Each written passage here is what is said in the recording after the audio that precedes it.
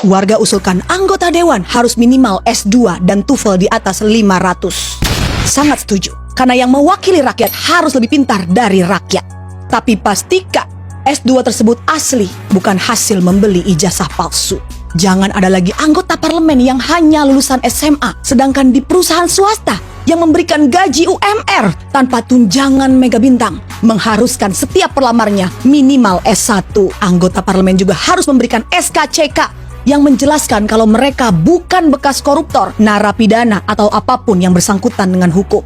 SKCK hal yang sangat biasa, bahkan untuk melamar pekerjaan yang bergaji UMR pun diperlukan SKCK. Sama untuk pekerjaan lainnya, mereka juga seharusnya mengantri untuk tes tertulis dan juga wawancara.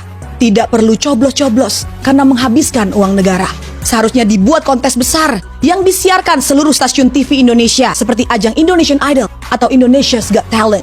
Mereka yang terpilih dari tahap seleksi akan maju ke babak berikutnya, ditonton oleh seluruh rakyat Indonesia, memaparkan visi dan misi mereka, dan rakyat akan memilih melalui voting SMS. Lebih efektif dan efisien dibandingkan harus mengeluarkan dana kampanye.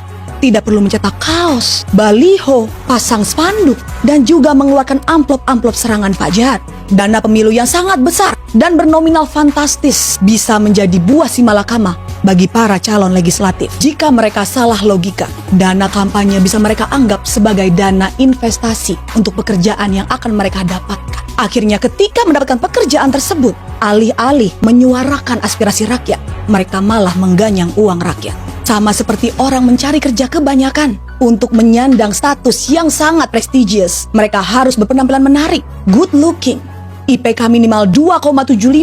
Mereka harus bisa Microsoft Office dan Canva untuk membuat presentasi. Mereka juga harus pandai berpublic speaking agar di depan pers tidak mengatakan rakyat tolol sedunia. Jika mereka bisa semua, benar-benar menguasai ilmunya, mereka tidak butuh lagi staf khusus di bawah mereka yang menghabiskan uang negara. Kalau perlu, mereka harus dibekali ilmu bela diri supaya tidak perlu lagi ada tunjangan pengawalan.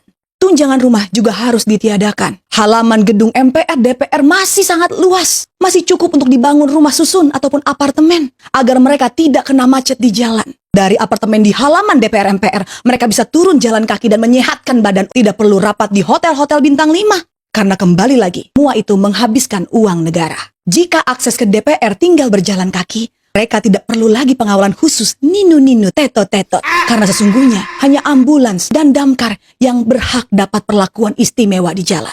Dan yang terakhir, tes yang paling penting harus dites bagaimana konsentrasinya selama rapat. Jangan sampai ada yang bermain judol ataupun tidur saat rapat berlangsung.